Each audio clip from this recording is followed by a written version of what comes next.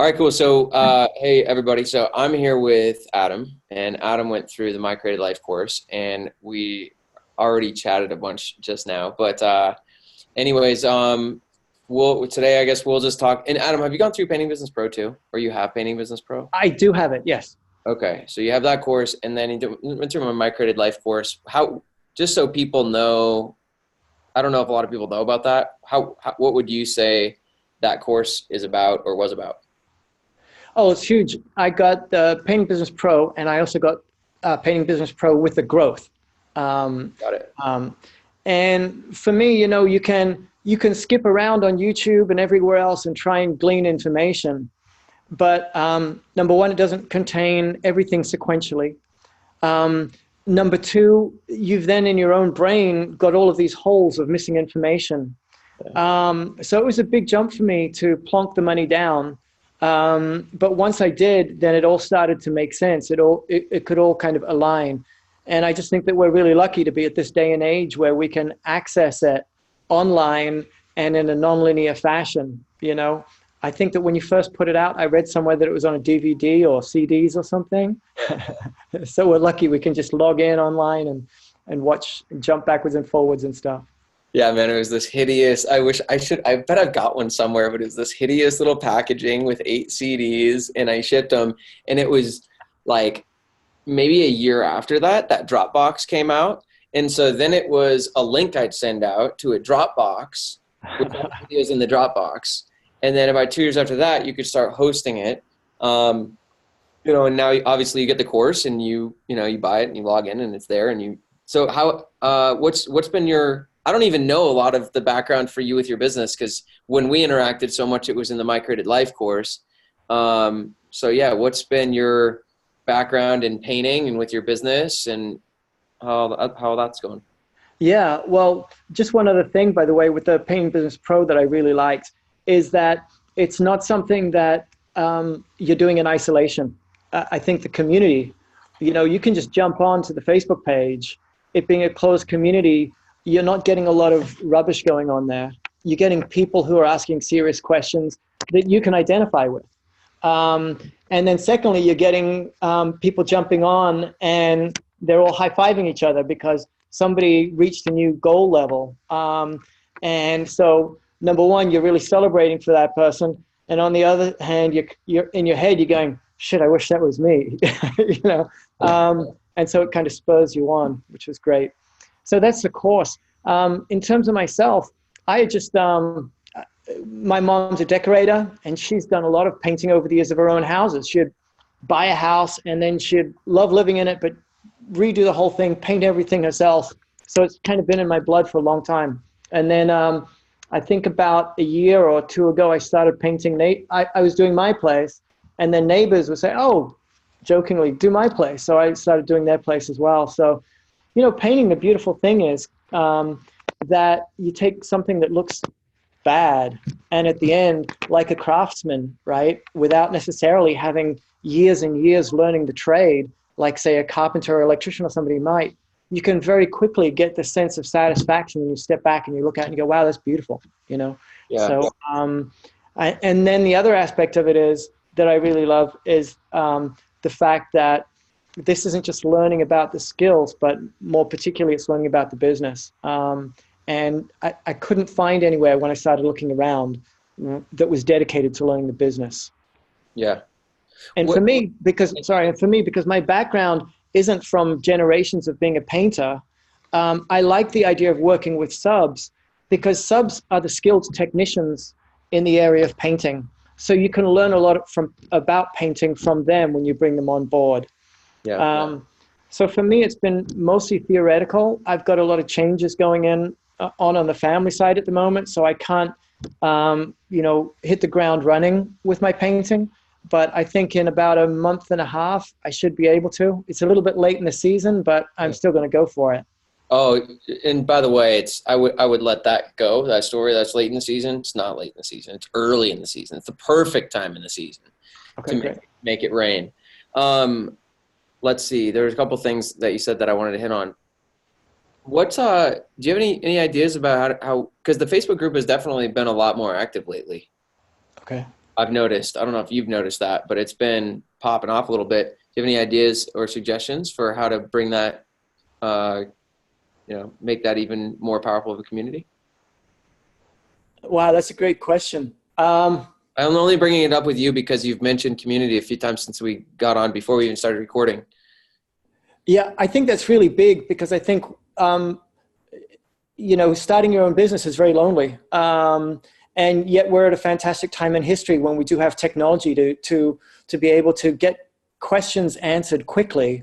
And I noticed that. I remember one instance where there was one of the people who subscribed to Pain Business Pro had a particular problem, and they just jumped on the Facebook. And I think you were very involved in helping with that unique situation, but then it was also shared with everybody. So even though we may not have had that experience, it was preventative in nature. There was a problem with a sub who had a criminal background and did some bad stuff.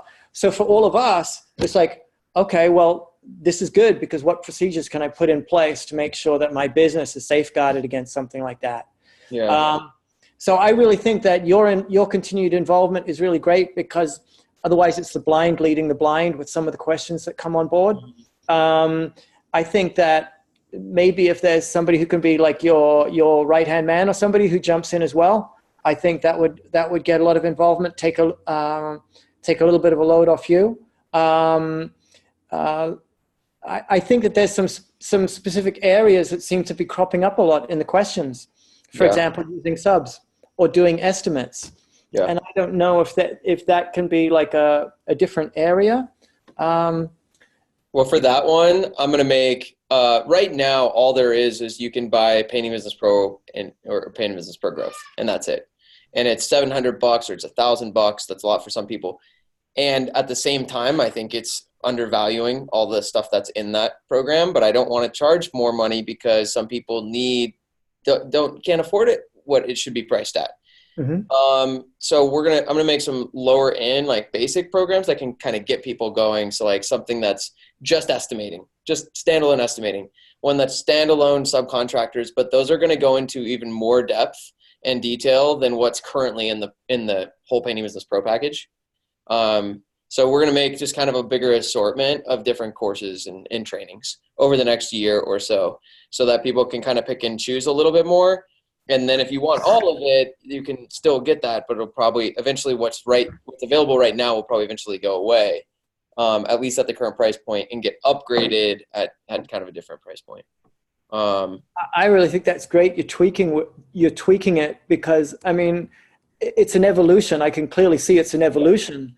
And it's a lot of work for you to do that, just like with My Created Life. It can only get better that way. I think I read you put out a post, I think today on Facebook, or was it yesterday, specifically regarding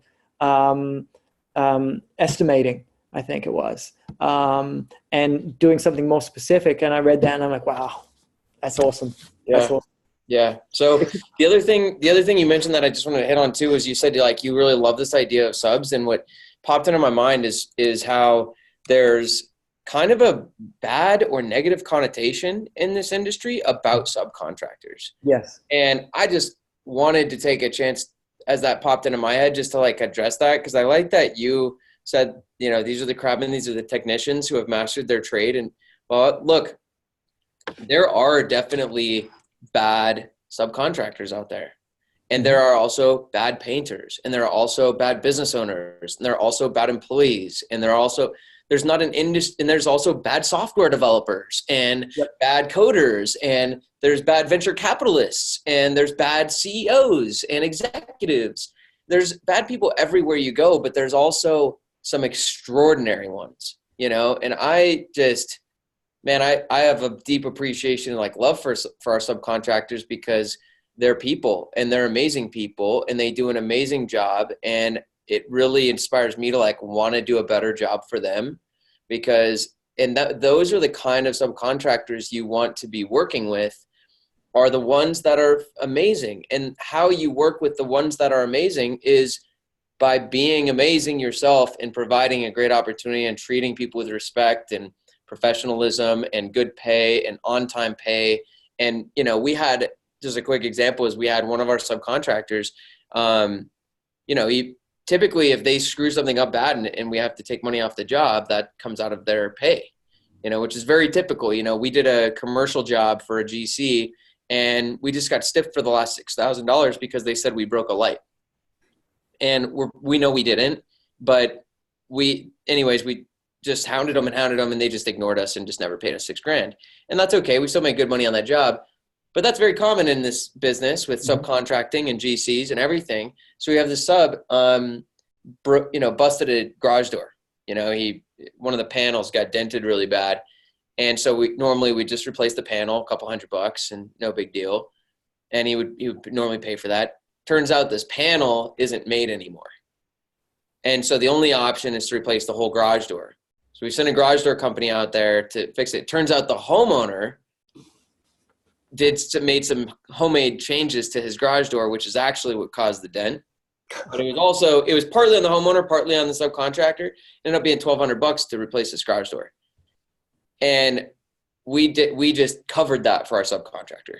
Because I'm like, look, this guy, it's not like he's making hand over fist money and it was an honest mistake and it should have only been a couple hundred. I can't stiff this guy for $1,000. And we jumped on that grenade for him. And that's the kind of mutual relationship that like should be created between me and a subcontractor, is a mutual partnership, because that's not what exists out there. And when you treat people really well, it comes back to you. So anyways, I just had to note that because I like how you said that, what you said about subs, and I think they get a bad name and they shouldn't. I totally agree with that. And the other thing that makes me think of is, you know, because you're in this line and you have painter's choice, etc. Today is great because anybody can advertise all over the place. Whereas before it was just the big three: newspaper, radio, and TV. But that's also a double-edged sword, because it's very hard now on a small business. They've got to do all their own marketing, and they've got to get an agency, or they've got to do all their social media and everything themselves.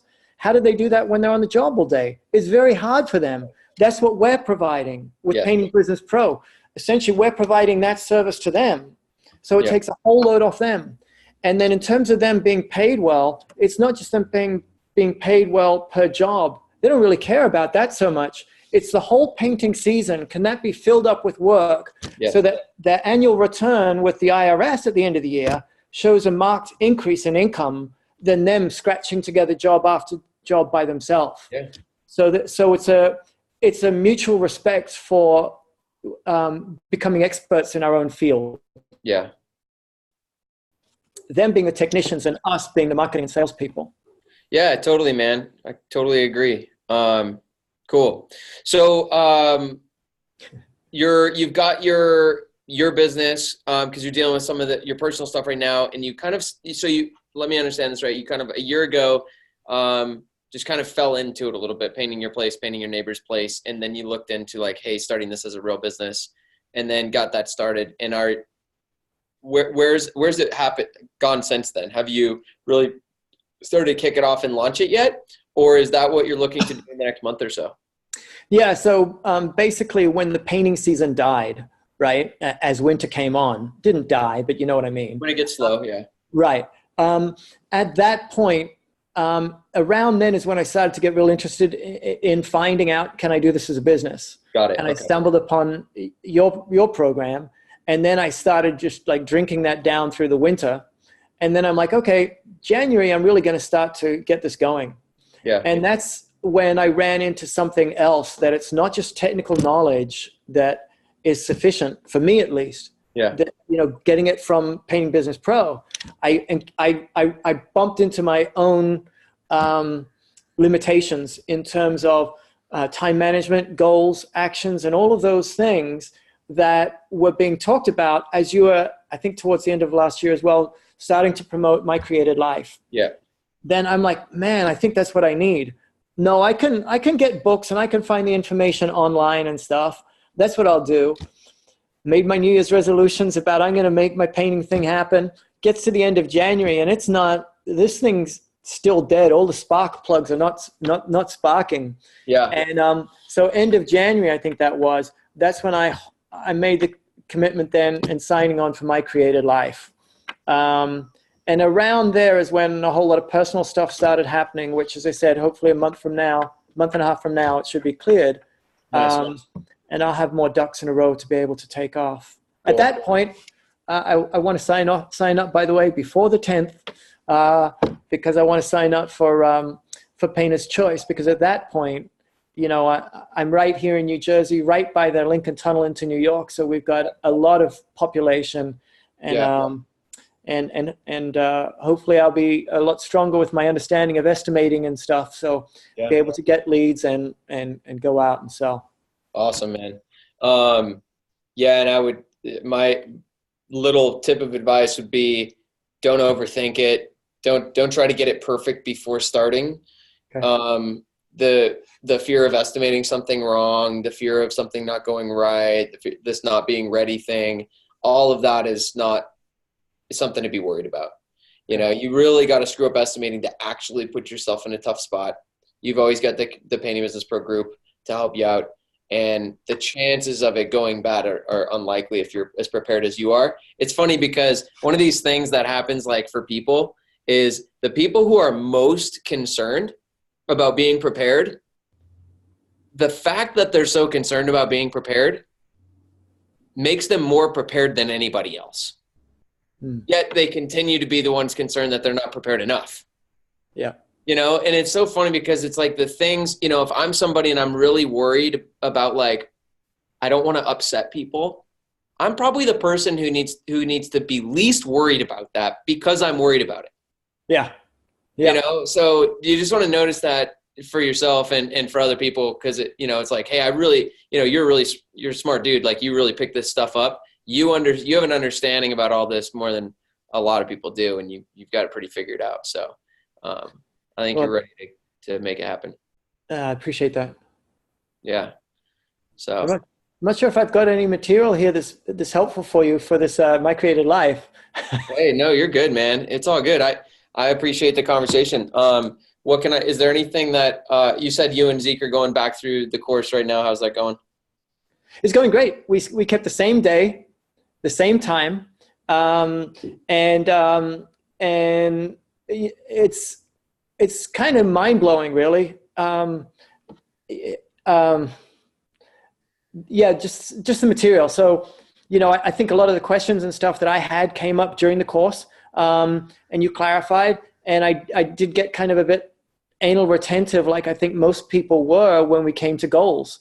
It was like this mass vehicle pileup on the highway. Yeah. We all want perfect goals. And that's where, when I go through the materials again with Zeke, some of the stuff that you said has just jumped out. It's like, you're not going to get them right. You're never going to get goals just right.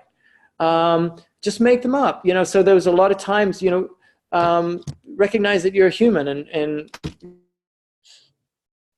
so a lot of those causes that I had during the course for alarm are now getting spoken to. Other questions, so. Yeah. Well, it's interesting too, because I imagine going through it a second time, you start to see like that this is a process, and it really is a mountain on the top, because you're just getting a totally different aspect at it, right? Than you did the first time through. The other thing is that's really huge is that I kind of consider that it's given me license to fail forward all the time. Yeah. Whereas previously I'd get in a really bad neighborhood when I'm thinking, well, I had this goal, at the beginning of the year, and where's that now? What a loser. And after a while, when I approached this course, I was like not even setting goals and avoiding any conversation about goals because of all the baggage that had gone on. But one of the things that you kept saying during the course, which was so true, is just, when you fail, that's good, because it shines a light on an area that you need to pay attention to. Yes. And that's kind of how I'm treating it now. It's like something, if the wheels fall off, okay, great. Let's see how we can fix it up. Dude, that's so great, man. I'm glad to hear that you took that away, because it's, that's going to be so perfect for as you get started with the business. Yeah. So definitely keep me posted, with how that's going. I'm excited for you to be able to get that rocking, man. It's been like a long time coming between getting started at the end of the season, being teased, and then everything you got going on now. So, anything else, man? I can't believe how fast our time flew by the way. It's already been like 25 minutes or whatever it's been. But yeah, I know. How do you edit this? Well, I don't know, but I'm not going to edit it. I'm just going to upload it, and it's going to be great. okay. Just like you said about David, there'll be people who really connect with this, and we'll kind of look and see, like, this was a conversation where we covered a lot of different things, about Painting Business Pro, about your journey, about subcontractors, about the community. There's a lot of really good stuff in here, man. Okay. So, yeah. That's the whole point, is like the off the cuff stuff. There's not an intention. There's nothing to get right. So I just appreciate you taking the time to chat, man. It's always good talking with you. Yeah, no, not at all. I appreciate it as well. I do think that you've probably presented a lot of this material to your own team at different points. So you found a way to be able to communicate that well. And I do think that as you find other ways to be able to package the material so that there's ways, what am I trying to say? Course material, etc., so that it becomes more and more of a profitable venture for you. I think that'll be great because it's a win-win, totally. Yeah. And I know with My Created Life, you poured yourself into your commitment of those 10 weeks with us, even as some of the participation seems, at least from my end, it's like people are dropping like flies, Yeah. Where is everybody? But you continue to hold up your commitment to us all in terms of what you breathed into the thing. And that's awesome. So, I think, keep on creating them. I think that you mentioned at the end of it, you might change up how you do My Created Life. I think your personal involvement is really helpful. I was in a really successful radio sales team when I was working on in radio a long time ago. And I think that attending the sales meetings, my sales manager was just a great guy, a lot of structure, but he brought out the best in all of us, I think, unless you were a person who allowed your brain to switch over to the dark side. As you've seen with some salespeople, they have a bad week, a bad couple of weeks, then they start ad-libbing, they don't stick to the script, they don't stick to what's tried and true, and then they just take on a bad attitude towards the sales manager. But for the rest of us who followed what was put together, the system worked. And it was a lot of it was the life that was breathed in through the sales manager. And so, I think that the My Created Life course version 2.0 or 3.0, whatever that was that you presented, I think that there's still a lot of life in it, as a personal course.